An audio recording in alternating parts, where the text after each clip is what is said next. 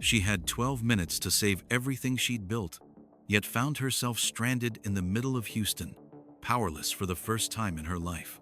Cars screamed past, people hurled insults, and the world kept moving as if she didn't exist. But then a stranger approached. A man she never expected. A man most people judged before they ever heard him speak. And what he did next didn't just save her day. It forced her to confront a truth she'd spent years ignoring. Because sometimes the person you least expect becomes the one who changes everything. Victoria Hayes lived her life by precision. Every morning began the same way: coffee measured to the gram, schedule planned to the minute, decisions made with the cold efficiency that had built her reputation as one of Houston's toughest CEOs. From the outside, she had everything: power, wealth, influence, and a city that bent when she walked through it. But beneath the immaculate surface was a woman who'd learned to survive by staying untouchable. In her world, mistakes were weaknesses, emotions were liabilities, and people were assets useful only as long as they served a purpose. Her father had built Hayes Industries, but Victoria had turned it into a machine that demanded sacrifices employees cut without hesitation, marriages dissolved quietly, and a daughter raised between boardrooms and security briefings. Still, Victoria believed she had everything under control. She always did. That morning was supposed to be another victory. One meeting, one presentation, and she would secure her position at the top for another decade. Nothing could go wrong. Not today. At least, that's what she thought as she strapped her daughter into the back seat and merged into downtown traffic. But life has a way of testing the people who think they're untouchable. One warning light, one spike on the temperature gauge, one sudden shudder of the engine, and in a single moment, the woman who controlled empires found herself helpless in the middle of a crowded intersection. Heat rising, horns blaring, strangers staring. She had no idea that the next few minutes would bring someone into her life who would challenge everything she believed about herself, about others, and about the world she had built. Because sometimes the real lesson doesn't come from boardrooms. It comes from the person you never thought you'd meet. The heat rolled off the pavement in waves as Victoria tried to steady her breathing, her hands trembling against the wheel. Around her, impatience boiled. Drivers leaned on their horns, shouting things they would never dare say face to face. A few pedestrians paused just long enough to judge her, some with annoyance, others with thinly veiled disgust. But only one look truly pierced her. The woman who glanced at her stalled Mercedes and muttered under her breath, just loud enough to sting, "Figures. People like her think they own the road." Victoria swallowed hard. People like her. She wasn't sure what that meant, but the words lodged somewhere deep. She stepped out into the unforgiving heat, trying and failing to fix the turmoil under the hood. Inside the car, Sophie's frightened whispers made her chest tighten. She hated feeling helpless. She wasn't built for helpless. And then, through the blur of traffic and chaos, she noticed him. A man weaving through the cars on an old battered bicycle. His clothes were worn, his pace unhurried, his expression calm in a place where nothing was calm. For a moment, Victoria didn't understand why he was looking directly at her, until he slowed to a stop beside the smoking Mercedes. He didn't ask if she needed help. He simply saw a terrified child in the back seat and a grandmother's worth of judgment closing in from every direction, and stepped forward. But as he approached, Victoria saw something else she couldn't ignore. People staring at him with the kind of suspicion they hadn't shown her. A few drivers locked their doors.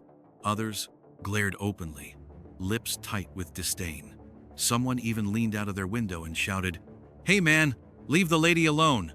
They hadn't shouted anything to defend her moments earlier. But the second a black man stepped toward her car, the street came alive with fear that hadn't been there before. Victoria felt her stomach twist, not from him, but from them. He raised his hand slightly, a peacekeeper's gesture he shouldn't have had to use. A gesture that said, "I'm not a threat." A gesture no mechanic should ever need just to offer help. And Victoria realized, with a shame that hit hard and fast, that she had expected it to, expected danger where there was none. Still, something in his eyes erased her hesitation. Quiet strength, patience, humanity she rarely saw even in boardrooms full of polished suits. She stepped back, allowing him access to the hood. As he worked, The tension in the air didn't fade, it shifted. People watched him like a spectacle. A few even pulled out their phones, ready to record something they hoped would go wrong. Victoria felt anger bubble in her chest, unfamiliar and uncomfortable. He ignored them all. With calm, practiced movements, he traced the problem to a loose hose.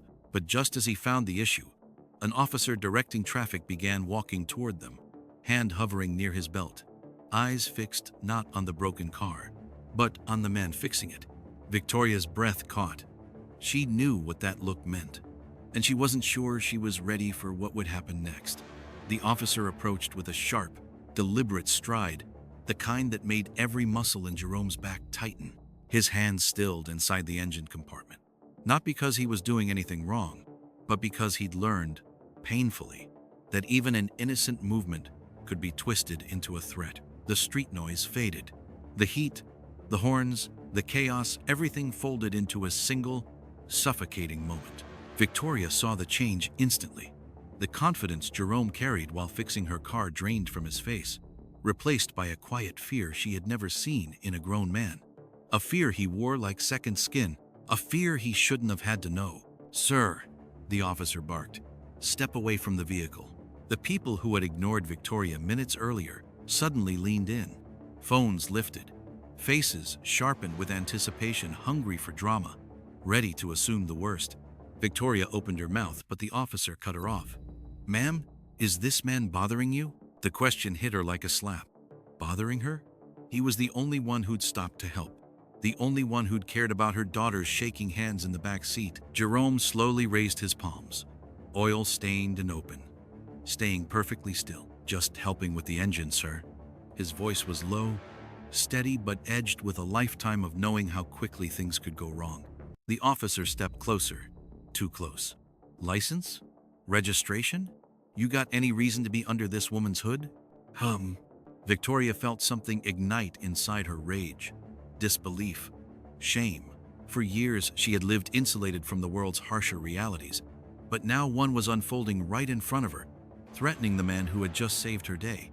And for the first time in a long time, she didn't think of strategy or optics or control. She thought of Sophie, watching from the back seat, learning what the world does to men like Jerome. Victoria stepped forward, her voice shaking but fierce.